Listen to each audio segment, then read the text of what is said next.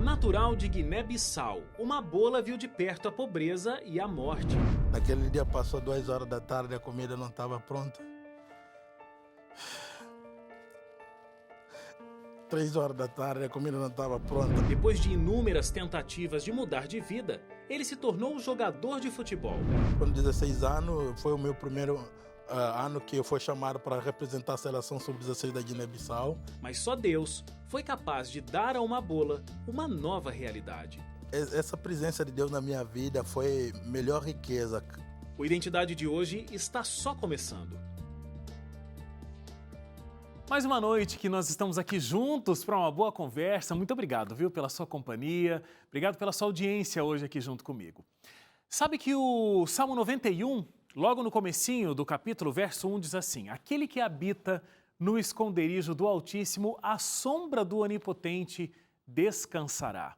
As verdades desse verso transformaram a vida do meu convidado de hoje. Conheça agora o Mabola. Considerado um jogador de alto nível no seu país, Mabola, como ficou conhecido, chegou até a ser cotado para jogar em clubes da Inglaterra e Portugal. Mas a alegria no futebol era apenas uma forma de esconder as duras marcas de uma infância de miséria e de perdas.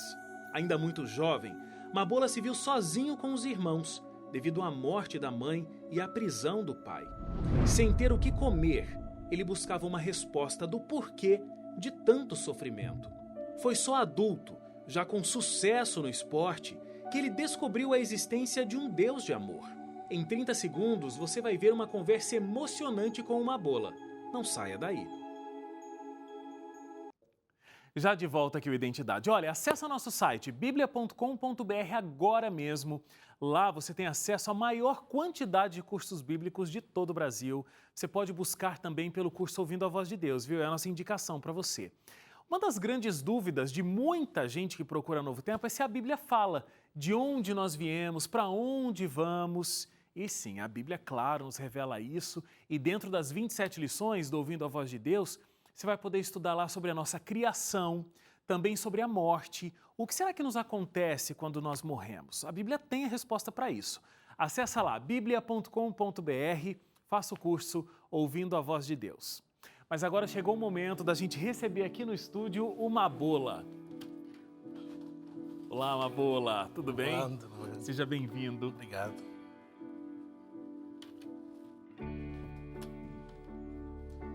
Mabola, você que veio de Guiné-Bissau. Certo. Como que era a vida lá? O pessoal, quando fala de qualquer país ali do continente africano, já imagina a pobreza, uma situação muito difícil de vida. Essa era a sua realidade? Sim, acontece o seguinte, que muitos países africanos, por exemplo, o meu país, Guiné-Bissau, é um país que tomou independência no 74. É um país muito jovem, então que vem lutando, tentando se desenvolver. E vem enfrentando também muitas dificuldades de desenvolvimento. E também quando houve a guerra, aí acaba piora tudo a situação e vem aquela imagem de pessoa passando fome, porque o país se para, não tem mais produção, e aí todo mundo sofre. E com você não foi diferente, né? Você viveu essa realidade do país. Você também perdeu a sua mãe muito novinho, né, Mabola? Sim.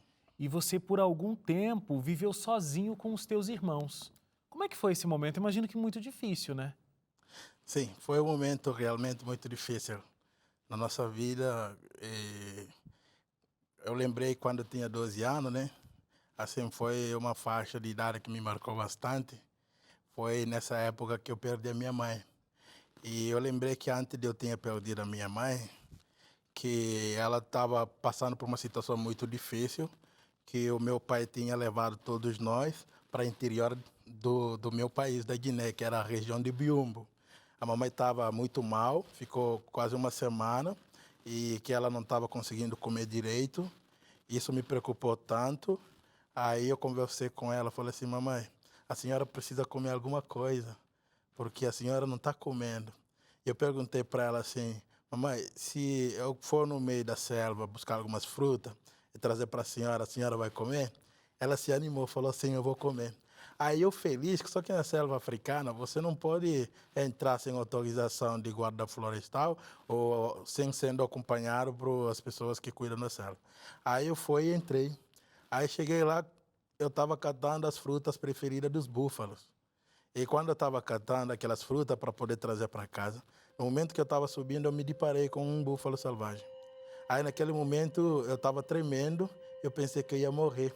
Sim. Aí eu tentei fugir, esse animal começou a correr atrás de mim, eu não consegui escapar.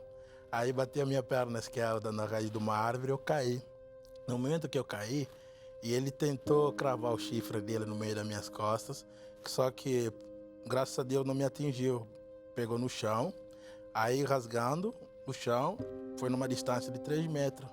Nesse momento eu levantei a cabeça e falei, agora ele vai voltar e vai me matar, vai me esmagar na verdade, né? Aí nessa distância de 3 metros, quando eu levantei a cabeça, ele já estava fazendo para voltar. No meio do nada, e apareceu uma pessoa que eu nunca vi na minha vida. Estava com uma vara na mão, entre eu e animal. E esse animal foi embora e essa pessoa me segurou na mão. Aí me levou de perto da aldeia que eu estava procurando. Só que eu estava chorando, porque o meu dedo de pé estava sangrando e a fruta tinha ficado lá. Aí quando ele me soltou, aí eu corri um pouco. Depois, quando eu olhei para trás, essa pessoa não apareceu mais. Aí eu comecei a pensar, quem será essa pessoa? Nessa época eu não sabia, não tinha nada de conhecimento de Deus também. E sabia que existia um Deus. Dentro de mim eu sentia essa presença, mas não tinha conhecimento dele. Aí eu corri. Quando eu corri, cheguei na varanda da casa dos meus avós, onde estava a minha mãe. E o meu pé estava sangrando, fiquei com medo de contar a história, né? Para que ela não se preocupasse tanto. Aí eu fugi, fui na casa do meu avô. Aí fiquei lá. Aí a minha mãe ficou preocupada, como não tinha voltado para casa. E ela pensou que algum animal deve ter me ferido ou me matado na selva. Sim. Aí me mandou meu tio, chamado helicóptero. Chamou meu tio, chamou meu irmão, pediu para que eles ir lá na selva me procurar. Aí o meu tio pegou a lança dele, tudo, equipamento, e foram lá me procurar. Só que não me acharam. Aí quando foi na casa do vó, eles me encontraram lá. Ele falou, olha, a sua mãe está preocupada. Ela pensou que você morreu. E agora vamos avisá-lo que você está bem. Entendeu? Eu expliquei a situação. Só que quando eles voltaram para casa, a mamãe já tinha descansado. Aí eles foram, no dia seguinte de madrugada, foram me avisar, né, que a mamãe morreu, sabe, né? Assim, eu era uma criança, sabe, que eu pensei que a gente não morria, sabe, né? Pensei que a gente vivia para sempre. E foi a primeira situação, assim, de perda e primeira vez que eu vi a morte.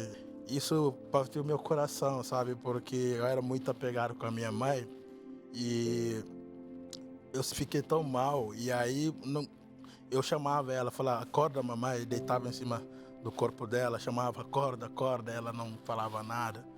E eu queria resposta para isso, sabe? Ninguém me falava, explicava o que estava acontecendo. Olhava para o céu, não tinha resposta. Olhava para o lado, não tinha resposta. Eu fiquei assustado e aí não queria mais viver a vida, sabe? E eu falava, mamãe, mamãe, nada, mamãe, mamãe, nada. E a partir daquele momento, eu queria entender qual é a nossa vinda nesse mundo, a nossa realidade, para que serve, até onde que isso vai, por que a gente tem que perder a pessoa que a gente ama, entende? E eram 7 irmãos, 4 homens e 3 mulheres. E o meu pai que fazia papel de mãe ao mesmo tempo e do pai.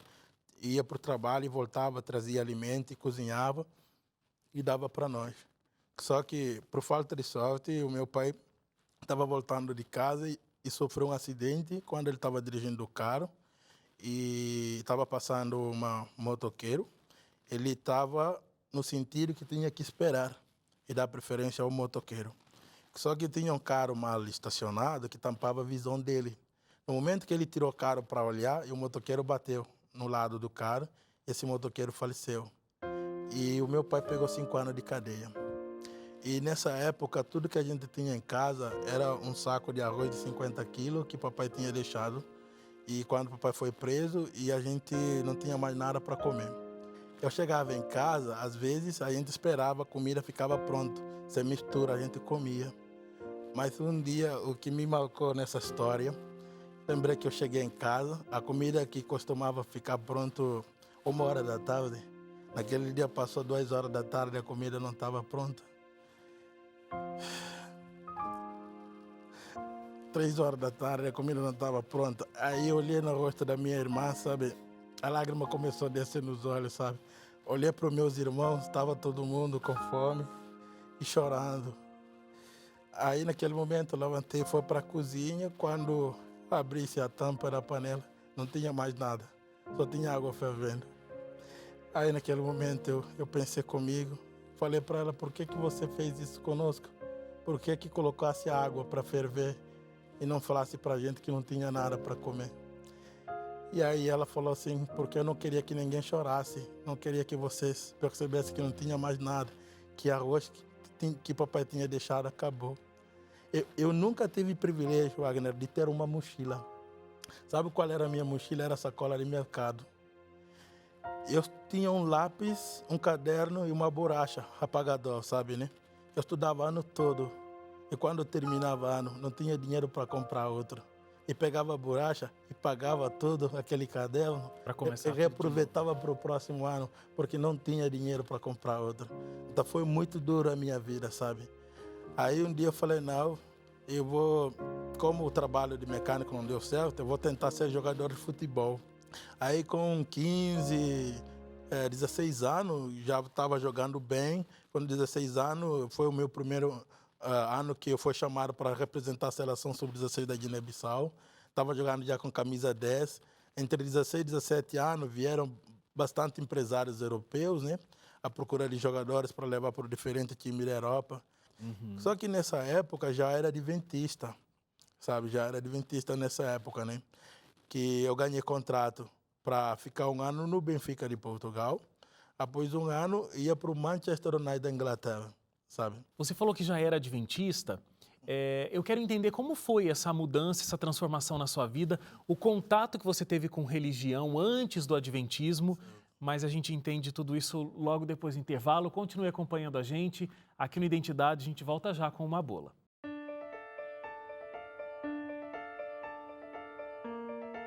Já de volta aqui o Identidade, obrigado pela sua audiência, muito obrigado pela sua companhia aqui com a gente. Mabola, você estava contando, né, da infância muito sofrida que você teve no teu país. O futebol te fez conseguir ter uma condição diferente de vida, inclusive financeira, né? Jogou em grandes times e tudo mais, como você estava me contando. Você teve uma experiência religiosa muito diversificada, né? Inclusive na tua infância, né? Com essas famílias de tribos. Então, você conhecia muitas religiões, mas não o cristianismo. Sim. Como é que o contato com Deus, como é que saber da existência de Jesus Cristo começou a ser uma coisa forte na sua vida? Como é que você conheceu a Deus? Eu fui o primeiro adventista da minha família, sabe? Mas não foi um momento fácil, devido a muito sofrimento que eu venho passando, e eu sentia um vazio dentro de mim, um vazio dentro da minha alma. Eu pensava que a felicidade minha era condição financeira, era Sim. sucesso. Porque tampouco, quando eu era jogador de futebol, a gente ganhava um torneio, tinha dinheiro para gastar, tinha fama, tinha sucesso, mas eu não era feliz. Muitas vezes, no momento das festas, com meus amigos, eu ficava chorando. Eles perguntavam: Mabola, mas por que está chorando? Todo mundo está feliz, está se divertindo, está na festa, e você está isolado chorando. Eu chorava muito. Eu falava: é porque eu estou sentindo um vazio dentro de mim, por tudo que eu passei no meu passado. Eu pensei que isso era que ia preencher o meu vazio, mas eu vi que não estou feliz, sabe, né?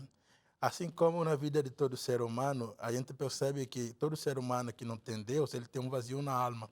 E muitos procuram preencher esse vazio com coisas erradas da vida, Sim. com droga, com vício. E você nunca procurou preencher esse vazio dessa forma? Então, eu tentei, através de esporte, de fama, de sucesso, eu vi que não era feliz, que ainda faltava algo. Porque esse espaço era especialmente reservado para Deus, não se preenche com nada. Você vai só perder tempo só. Então, aí esse vazio me fez a procura de Deus, sabe, né? Aí eu perguntei a uma moça que era de uma outra igreja evangélica. Eu perguntei, como é que a gente pode encontrar uma verdadeira religião? E essa moça falou, olha, eu não vou falar para você, vem para a nossa igreja, mas você tem que jejuar bastante e orar a Deus, Deus vai mostrar para você. E aí eu perguntei, mas como faz jejum? Ele falou, está na Bíblia. Aí eu li a Bíblia e eu procurei me informar como é que eu deveria fazer o jejum. Aí tirei uma semana, comecei a jejuar. Aí comecei de segunda, terminei na sexta tarde. Quando eu terminei de jejuar na sexta tarde, afinal que a minha vizinha era adventista, eu não sabia.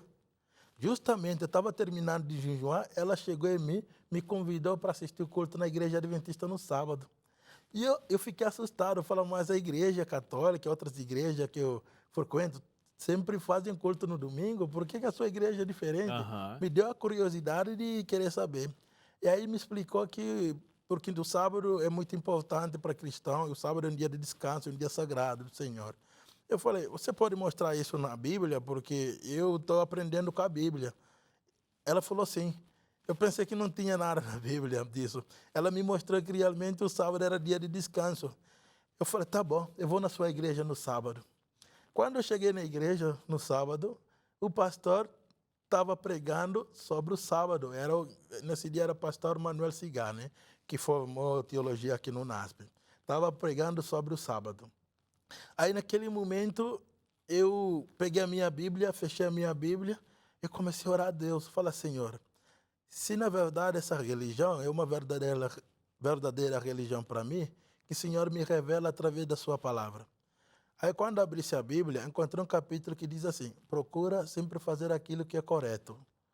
Aí eu fechei a Bíblia de novo. Orei pela segunda vez, eu abri, o mesmo capítulo repetiu pela segunda vez. Procura sempre fazer aquilo que é correto. Aí, naquele momento, eu falei, tá bom, então.